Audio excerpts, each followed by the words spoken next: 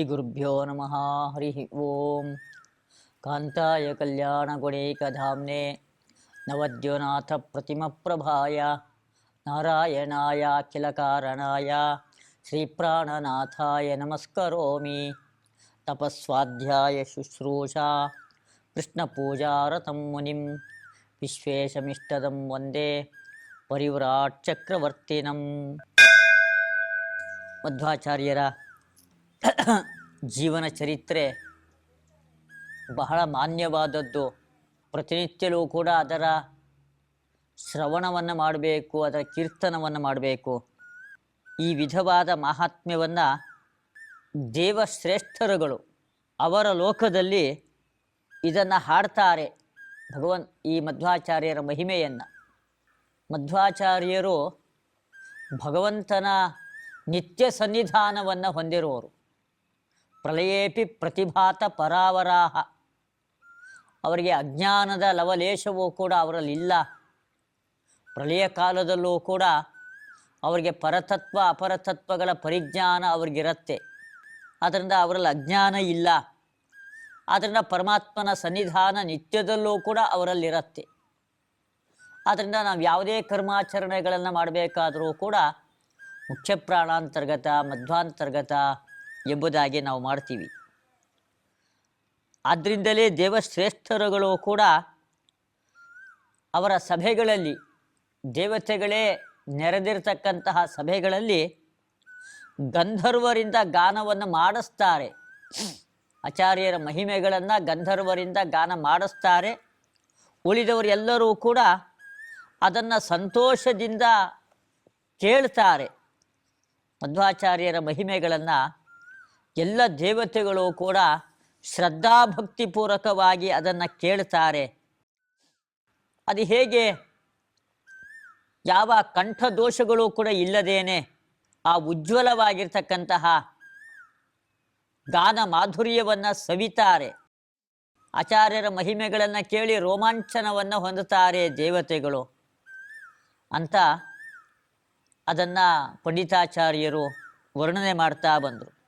ಆನಮ್ರೈಹಿ ಸುಮಕುಟಮೌಲಿಭಿಕ್ಕರಾಗ್ರೈಹಿ ಆತಾಮ್ರೈಹಿ ಪ್ರತಿಕಲಿತೈಹಿ ಸ್ಮಿತೈರ್ಮುಖಾಬ್ಜೈಹಿ ಆಶ್ರಾವಿ ಸ್ಥಿರತರ ಭಕ್ತಿಭಿಃ ಸುರೇಂದ್ರೈಹಿ ತದ್ಗೀತಾ ದಶಧಿಷಣಾರ್ಯವರ್ಯಚರ್ಯಾ. ಆನಮ್ರೈಹಿ ಆಶ್ರಾವಿ, ದೇವತೆಗಳೆಲ್ಲರೂ ಕೂಡ ಆ ಗಾನವನ್ನು ಕೇಳಿ ಆನಂದ ಪಡ್ತಾರಂತೆ. ಆಚಾರ್ಯರ ಮಹಿಮೆಗಳನ್ನು ಕೇಳ್ತಾ ಇದ್ದೀವಿ ಎಂಬುದಾಗಿ. ಆ ಮಹಿಮೆಗಳನ್ನು ಕೇಳಬೇಕಾದ್ರೆ ಒಂದು ಶ್ರದ್ಧೆ ಭಕ್ತಿ ಅದು ದೇವತೆಗಳಲ್ಲೂ ಕೂಡ ಅಡಗಿರುತ್ತೆ. ಆದ್ದರಿಂದ ಆನಮ್ರೈಹಿ, ಅವರೆಲ್ಲರೂ ಕೂಡ ತುಂಬ ವಿನೀತರಾಗಿ ಕುಳಿತುಕೊಂಡಿರ್ತಾರಂತೆ. ಆಚಾರ್ಯರ ಮಹಿಮೆ ಅಂತನೋ ಗೌರವದಿಂದ ವಿನೀತರಾಗಿ ಕುಳಿತುಕೊಂಡಿರ್ತಾರೆ. ಅವರು ಒಳ್ಳೆ ಭಕ್ತಿ, ದೃಢವಾದ ಭಕ್ತಿ ಅದು ಅವರಲ್ಲಿರತ್ತಂತೆ.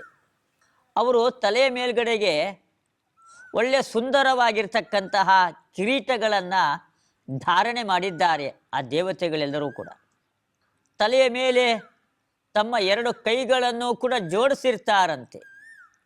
ಸುಮುಕುಟ ಮೌಲಿಭಿ ಮೌಲಿಭಿ ಕರಾಗ್ರೈಹಿ ಆತಾಮ್ರೈಹಿ. ಆ ಕೈಗಳು ಹೇಗಿದೆ? ಕೆಂಪಾಗಿದೆಯಂತೆ. ಕಡು ಕೆಂಪಾಗಿರ್ತಕ್ಕಂತಹ ಕೈಗಳು. ಅದನ್ನು ತಲೆಯ ಮೇಲೆ ಜೋಡಿಸಿರ್ತಾರಂತೆ. ಅದು ಯಾಕೆ ತಲೆಯ ಮೇಲೆ ಜೋಡಿಸೋದು? ಅದು ಭಕ್ತಿಯ ಪರಾಕಾಷ್ಠತೆಯನ್ನು ಸೂಚನೆ ಮಾಡುತ್ತೆ. ಆ ಎರಡು ಕೈಗಳನ್ನು ಕೂಡ ತಲೆ ಮೇಲೆ ಧಾರಣೆ ಮಾಡೋದು. ಪ್ರತಿಯೊಬ್ಬರಿಗೂ ಅಷ್ಟೇ. ಅವರು ವಿಧ ವಿಧವಾಗಿ ಭಕ್ತಿಯನ್ನು ಹೊಂದಿದಾಗ ಅವರಲ್ಲಿ ವಿಧ ವಿಧವಾದ ಭಾವನೆಗಳ ಅಭಿವ್ಯಕ್ತಿಯಾಗತ್ತೆ. ಅನೇಕ ವಿಧವಾಗಿ ಕೈಗಳನ್ನು ಜೋಡಿಸೋದು, ಕಾಲುಗಳನ್ನು ಜೋಡಿಸೋದು. ಭಕ್ತಿಯ ಉದ್ರೇಕದಿಂದ ಕುಣಿತಕ್ಕಂಥವರು ಇದ್ದಾರೆ. ಭಕ್ತಿಯ ಉದ್ರೇಕದಿಂದ ಕಣ್ಣೀರನ್ನು ಸುರಿಸ್ತಕ್ಕಂಥವರು ಇದ್ದಾರೆ. ಆಗ ದೇವತೆಗಳು ತಮ್ಮ ಕಡು ಕೆಂಪಾಗಿರ್ತಕ್ಕಂತಹ ಎರಡು ಕೈಗಳನ್ನು ತಲೆಯ ಮೇಲೆ ಅಂಜಲಿಬದ್ಧರಾಗಿ ಜೋಡಿಸಿಕೊಂಡು ಸ್ಮಿತೈ ಮುಖಾಬ್ಜೈ, ಒಳ್ಳೆ ಮಂದಹಾಸದಿಂದ ಕೂಡಿರ್ತಕ್ಕಂತಹ ಮುಖ, ಅದು ಅರಳಿರ್ತಕ್ಕಂತಹ ಕಮಲದಂತೆ ಇರುತ್ತೆ ಅವರ ಮುಖಗಳು. ಅಂತಹ ಮುಖಗಳಿಂದ ಸಂತೋಷದಿಂದ ಆಚಾರ್ಯರ ಮಹಾತ್ಮೆಯನ್ನು ಕೇಳ್ತಾರೆ ಅವರೆಲ್ಲರೂ ಕೂಡ. ಭಕ್ತಿ ಪರಾಕಾಷ್ಠತೆಯನ್ನು ಆ ದೇವತೆಗಳು ತಲುಪಿರ್ತಾರೆ. ಹೀಗೆ ದೇವತೆಗಳು ಕೂಡ ಅವರ ಲೋಕದಲ್ಲಿ ಅದನ್ನು ಕೇಳ್ತಾರೆ. ಇಲ್ಲಿ ಹಾಡಿದ್ದೂ ವಿಶೇಷ, ಕೇಳಿದ್ದೂ ವಿಶೇಷ ಅಂತ ಹೇಳ್ತಾರೆ. ಅದು ಇಲ್ಲಿ ವ್ಯಂಗ್ಯವಾಗಿರ್ತಕ್ಕಂಥದ್ದು, ಅದು ವ್ಯಂಗ್ಯಾರ್ಥ. ಅದು ಆಚಾರ್ಯರ ಮಹತ್ವ. ಏನು ಆಚಾರ್ಯರ ಮಹತ್ವ ಅಂಥದ್ದು? ದೇವತೆಗಳು ಕಿವಿಗೊಟ್ಟು ಕೇಳೋದು, ಗಂಧರ್ವರು ಹಾಡೋದು. ಆ ದೇವತೆಗಳು ಕೂಡ ಕೇಳಬೇಕಾದ್ರೆ ಭಕ್ತಿಯಿಂದ ವಿನೀತರಾಗಿ ಅದನ್ನು ಕೇಳೋದು. ಒಳ್ಳೆ ಪ್ರಸನ್ನವಾದ ಮುಖ, ಸ್ಮಿತೈ ಮುಖಾಬ್ಜೈ ಅಂತ ಹೇಳ್ತಾರೆ. ಮುಖ ಅರಳೋದು ಯಾವಾಗ? ಯಾವಾಗ ಮುಖ ಅರಳೋದು? ಒಳಗಡೆ ಮನಸ್ಸು ಅರಳಬೇಕು. ಮನಸ್ಸು ಅರಳೋದು ಯಾವಾಗ? ಆನಂದವಾದಾಗ ಮನಸ್ಸು ಅರಳತ್ತೆ, ಆವಾಗ ಮುಖ ಅರಳತ್ತೆ. ಅವರಿಗೆ ಮನಸ್ಸಿನಲ್ಲಿ ಬಹಳ ಸಂತೋಷ ಆಚಾರ್ಯರ ಗುಣಗಳನ್ನು ಕೇಳಿ. ದೇವತೆಗಳಿಗೆ ಆನಂದದಿಂದ ಅವರ ಮನಸ್ಸು ಅರಳಿದೆ. ಮನಸ್ಸು ಅರಳಿರೋದ್ರಿಂದಾಗಿ ಮುಖ ಅರಳಿದೆ. ಹಾಗಾದರೆ ದೇವತೆಗಳು ಕೇಳೋದು, ಗಂಧರ್ವರು ಹಾಡೋದು ಎಂಥ ವಿಶೇಷ, ಎಂಥ ಮಹತ್ವ! ಈ ಮಹತ್ವ ಆಚಾರ್ಯರ ಮಹಿಮೆಗಳಲ್ಲಿ ಅಡಗಿರ್ತಕ್ಕಂಥದ್ದಿದು. ಅಷ್ಟು ದೊಡ್ಡವರು ಆಚಾರ್ಯರು. ಆ ದೇವತೆಗಳಿಗೂ ಕೂಡ ಆದರ್ಶರಾಗಿ ಆ ಆಚಾರ್ಯರಿದ್ದಾರೆ. ಆದ್ದರಿಂದಲೇ ದೇವತೆಗಳು ಕೇಳ್ತಾರೆ, ಗಂಧರ್ವರು ಇದನ್ನು ಹಾಡ್ತಾರೆ ದೇವತೆಗಳ ಸಭೆಯಲ್ಲಿ.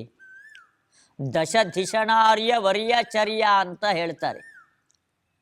ಯಾರ ಮಹತ್ವವನ್ನು ಹೇಳ್ತಿರೋದು, ಯಾರ ಮಹಿಮೆಯನ್ನು ಹೇಳ್ತಿರೋದು? ದಶಧಿಷಣ. ಧಿಷಣ ಅಂದ್ರೆ ಬುದ್ಧಿ, ಪ್ರಜ್ಞೆ. ದಶಧಿಷಣ, ದಶ ಅಂದ್ರೆ ಪೂರ್ಣ ಅಂತ ಅರ್ಥ. ದಶೇತಿ ಪೂರ್ಣಮುದ್ದಿಷ್ಟಂ, ಪರಿಪೂರ್ಣವಾದ ಜ್ಞಾನ ಇರ್ತಕ್ಕಂಥವರು ಮಧ್ವಾಚಾರ್ಯರು. ಆ ರೀತಿಯಾದ ಜ್ಞಾನ ಸಾಧಕೋತ್ತಮರಲ್ಲಿ ಬೇರೆ ಯಾವ ಸಾಧಕರುಗಳಲ್ಲಿ ಇದೆ? ಆದ್ದರಿಂದ ಅವರ ಮಹಿಮೆಯನ್ನು ಕೇಳೋದು ಅಂತೇಳಿದರೆ ದೇವತೆಗಳಿಗೆ ಬಹಳ ಆನಂದ, ಬಹಳ ಆನಂದ. ಅದರಿಂದ ಶ್ರದ್ಧಾ ಭಕ್ತಿಯಿಂದ ಅದನ್ನು ಅವರು ಕೇಳ್ತಾರೆ. ಗೀರ್ವಾಣೈ ವಿಜಯ ಮಹೋತ್ಸವಸ್ಯ ಪೂಜಾಂ ಕುರ್ವಾಣೈ ಅವಿರಲ ಸಂವಿದಸ್ತದಾನೀಂ ವಿಸ್ಮೇರೈ ಮುನಿನಿಕರೋಪದೇವಯುಕ್ತೈ ಸುಸ್ಮೇರೈರಥತಮವೇಕ್ಷಿತುಂ ಪ್ರಜಗ್ಮೇ. ಮಧ್ವಾಚಾರ್ಯರ ವಿಜಯ ಮಹೋತ್ಸವಸ್ಯ ಪೂಜಾಂ ಅಂತ ಹೇಳ್ತಾರೆ. ಆಚಾರ್ಯರ ವಿಜಯ ಮಹೋತ್ಸವ, ಭೂಮಿಯ ಮೇಲೆ ಅವತಾರವನ್ನು ಮಾಡಿ, ಅವತಾರದ ಕಾರ್ಯ ಯಾವ ಉದ್ದೇಶದಿಂದ ಅವರಿಲ್ಲಿ ಅವತಾರವನ್ನು ಮಾಡಿದರೋ ಆ ಉದ್ದೇಶ ಸಮಗ್ರವಾಗಿ ನೆರವೇರಿಸಿದ್ದಾರೆ. ಸಜ್ಜನರಿಗೆ ತತ್ವಜ್ಞಾನವನ್ನು ಕೊಡಬೇಕು ಅನ್ನೋದು ಉದ್ದೇಶ. ಯಾವ ಯಾವ ಮತಗಳಲ್ಲಿ ಏನೇನು ದೋಷಗಳಿದೆ ಎಂಬುದನ್ನು ಹೆಚ್ಚಿ ತೋರಿಸಿಕೊಡಬೇಕು. ಆವಾಗ ದೋಷ ಇಲ್ಲದೇ ಇರತಕ್ಕಂತಹ ತತ್ವಜ್ಞಾನದಲ್ಲಿ ಆವಾಗ ದೃಢವಾದ ನಂಬಿಕೆ, ವಿಶ್ವಾಸ, ಶ್ರದ್ಧೆ ಉಂಟಾಗತ್ತೆ. ಅದು ಆಚಾರ್ಯರ ಅವತಾರದ ಉದ್ದೇಶ. ಅದನ್ನು ಚಾಚು ತಪ್ಪದೇ ಆಚಾರ್ಯರು ನೆರವೇರಿಸಿದ್ದಾರೆ. ಅದನ್ನು ವಿಜಯ ಮಹೋತ್ಸವಸ್ಯ ಪೂಜಾಂ ಅಂತ ಹೇಳ್ತಾರೆ. ಆ ದೇವತೆಗಳೆಲ್ಲರೂ ಕೂಡ ಅದನ್ನು ಕೇಳಿದರು. ಆಚಾರ್ಯರ ಮಹಿಮೆಯನ್ನು, ಗುಣಗಾನವನ್ನು ಎಲ್ಲರೂ ಕೂಡ ವಿಸ್ಮೇರೈಹಿ ಆಶ್ಚರ್ಯಚಕಿತರಾಗಿದ್ದಾರೆ. ಮುಖ್ಯಪ್ರಾಣದೇವರು ಭೂಲೋಕಕ್ಕೆ ಹೋಗಿ ಮನುಷ್ಯರುಗಳ ಮಧ್ಯದಲ್ಲಿ ಇದ್ದುಕೊಂಡು ಎಂಥ ಲೀಲೆಗಳನ್ನು ತೋರಿಸಿದ್ರು ಎಂಬುದಾಗಿ ಎಲ್ಲರೂ ಕೂಡ ವಿಸ್ಮೇರೈಹಿ ಅಚ್ಚರಿಯಿಂದ ಅವರೆಲ್ಲರೂ ಕೂಡ ಕೂಡಿದ್ದಾರೆ. ಒಳ್ಳೆ ಮಂದಹಾಸದಿಂದ ಕೂಡಿದ್ದಾರೆ ದೇವತೆಗಳು. ಅವರ ಮುಖ ಅರಳಿದೆ. ಆಚಾರ್ಯರ ವಿಜಯೋತ್ಸವದ ಬಗ್ಗೆ ಅಷ್ಟು ಆನಂದವಾಗಿದೆ ಅವರಿಗೆ.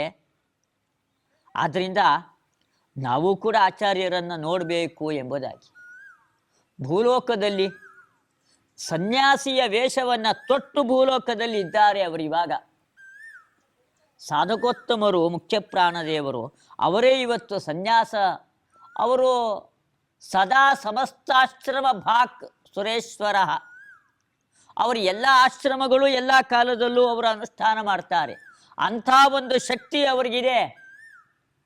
ಕ್ಷತ್ರಿಯರಾಗಿದ್ದರು, ಬ್ರಾಹ್ಮಣರಾಗಿ ಹುಟ್ಟಿದರು, ಸನ್ಯಾಸಾಶ್ರಮವನ್ನು ಸ್ವೀಕಾರ ಮಾಡಿದರು, ಭೀಮಾವತಾರದಲ್ಲಿ ಗೃಹಸ್ಥ ಧರ್ಮವನ್ನು ಪಾಲನೆ ಮಾಡಿದರು.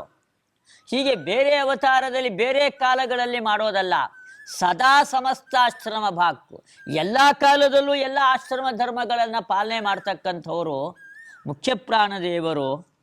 ಅವರಿವತ್ತು ಸನ್ಯಾಸಿಗಳಾಗಿ ಭೂಲೋಕದಲ್ಲಿ ಇದ್ದಾರೆ.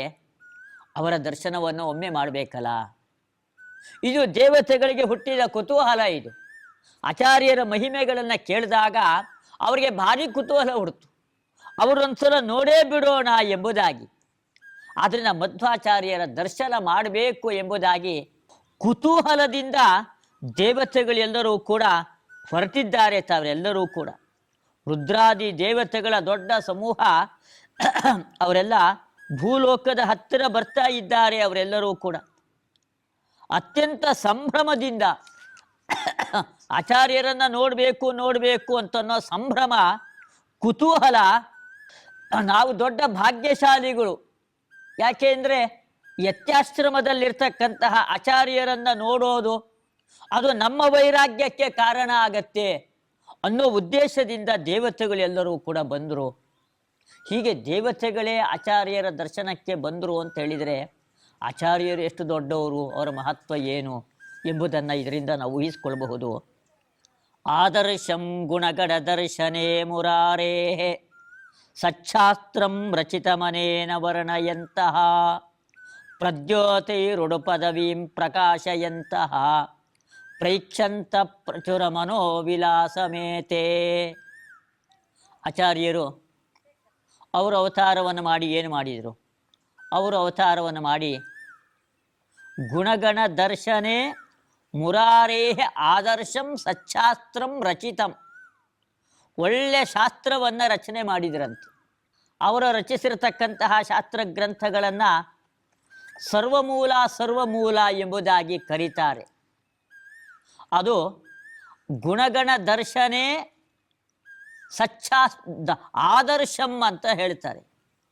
ಅದೊಂದು ಕನ್ನಡಿಯಂತೆ. ಅದು ಆ ಕನ್ನಡಿ ಅದೇನಾಗತ್ತೆ, ನಮ್ಮ ಪ್ರತಿಬಿಂಬ ಮೂಡಿ ಬರುತ್ತೆ. ನಮ್ಮ ಪ್ರತಿಬಿಂಬ ಅತ್ಯಂತ ಸ್ಪಷ್ಟವಾಗಿ ಕಾಣಿಸಿಕೊಳ್ಳೋದು ದರ್ಪಣದಲ್ಲಿ, ಕನ್ನಡಿಯಲ್ಲಿ. ಹಾಗೆ ಆಚಾರ್ಯರು ರಚಿಸಿರ್ತಕ್ಕಂತಹ ಶಾಸ್ತ್ರ ಗ್ರಂಥಗಳಿದೆಯಲ್ಲ, ಆ ಶಾಸ್ತ್ರ ಗ್ರಂಥಗಳೆಲ್ಲವೂ ಕೂಡ ಅದೊಂದು ಕನ್ನಡಿಯಂತೆ. ಅಲ್ಲ, ಅಲ್ಲಿ ಏನು ನೋಡಬಹುದು ಅಂತ ಹೇಳಿದರೆ ಗುಣಗಣ ದರ್ಶನೇ ಮುರಾರೇಹೇ ಗುಣಗಣ ದರ್ಶನೇ. ಆ ಭಗವಂತನ ಅನಂತವಾದ ಗುಣಗಳ ದರ್ಶನ ಅಲ್ಲಿ ಆಗತ್ತಂತೆ. ಆಚಾರ್ಯರ ಸಿದ್ಧಾಂತವೇ ಅದು. ಭಗವಂತ ಅನಂತವಾದ ಗುಣಗಳಿಂದ ಪರಿಪೂರ್ಣನಾಗಿದ್ದಾನೆ. ಇದೇ ಆಚಾರ್ಯರ ಸಿದ್ಧಾಂತ. ಆ ಸಿದ್ಧಾಂತರ ದರ್ಶನ, ಜ್ಞಾನ ಚೆನ್ನಾಗಿ ಆಗತ್ತೆ ಅವರ ಶಾಸ್ತ್ರದಿಂದಾಗಿ. ಆದ್ದರಿಂದಾಗಿಯೇ ಶಾಸ್ತ್ರವನ್ನು ಓದಬೇಕು ಎಂಬುದಾಗಿ ಹೇಳೋದು. ಅವರ ಶಾಸ್ತ್ರವನ್ನು ಯಾಕೆ ಓದಬೇಕು ಅಂತ ಹೇಳಿದರೆ ಗುಣಗಣ ದರ್ಶನೇ ಮುರಾರೇಹೇ, ಅವರ ಭಗವಂತನ ಅನಂತವಾಗಿರ್ತಕ್ಕಂತಹ ಗುಣಗಳ ದರ್ಶನ ಈ ಶಾಸ್ತ್ರ ಗ್ರಂಥಗಳಿಂದ ಮಾತ್ರ ಆಗತ್ತೆ, ಹೊರತಾಗಿ ಬೇರೆ ಯಾವುದರಿಂದಲೂ ಕೂಡ ಆಗೋದಿಲ್ಲ ಎಂಬುದಾಗಿ.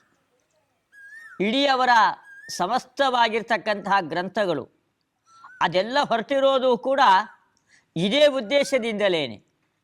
ಭಗವಂತನ ಗುಣಪರಿಪೂರ್ಣತ್ವವನ್ನು ತೋರಿಸಿಕೊಡಬೇಕು ಅನ್ನೋ ಉದ್ದೇಶದಿಂದಲೇನೆ ಆಚಾರ್ಯರು ಗ್ರಂಥಗಳನ್ನು ರಚನೆ ಮಾಡಿದ್ದು.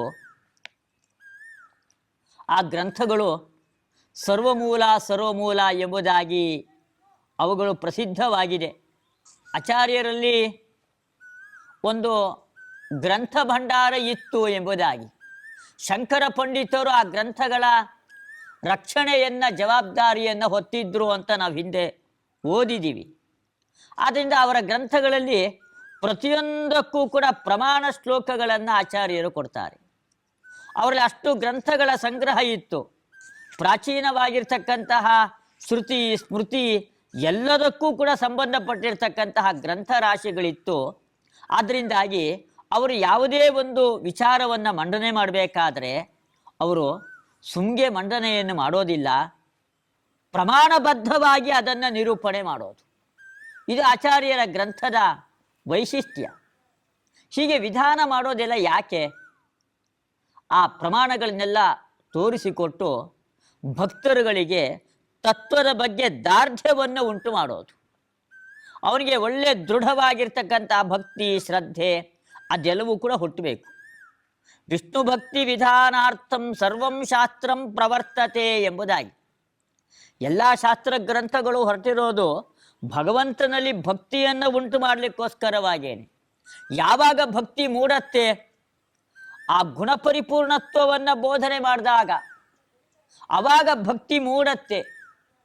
ನಿರ್ಗುಣವಾದ ವಸ್ತುವಿನಲ್ಲಿ ಶ್ರದ್ಧೆ ಭಕ್ತಿ ಉಂಟಾಗೋದೇ ಇಲ್ಲ. ಯಾವುದೋ ಒಂದು ಕಲ್ಲು ಬಂಡೆ ಇದೆ, ಹುಲ್ಲಿದೆ, ನಮಗೆ ಪ್ರಯೋಜನ ಇಲ್ಲ, ಅದನ್ನು ಕಾಲಲ್ಲಿ ತುಳ್ಕೊಂಡು ಹೋಗ್ತೀವಿ. ಆದರೆ ಅದರಲ್ಲಿ ಒಳ್ಳೆ ಮಾಧುರ್ಯ ಇದೆ, ಒಳ್ಳೆ ರಸ ಇದೆ, ಆವಾಗ ತಿನ್ನಬೇಕು ಅಂತ ಪ್ರವೃತ್ತಿ ಮಾಡ್ತೀವಿ. ಆದರೆ ನಮ್ಮ ಪ್ರವೃತ್ತಿ ಯಾವಾಗ ಗುಣಗಳನ್ನು ಕಂಡಾಗ ಪ್ರವೃತ್ತಿ. ಎಲ್ಲಿ ಗುಣಗಳೇ ಇಲ್ಲ ಅಲ್ಲಿ ಪ್ರವೃತ್ತಿನೇ ಉಂಟಾಗೋದಿಲ್ಲ.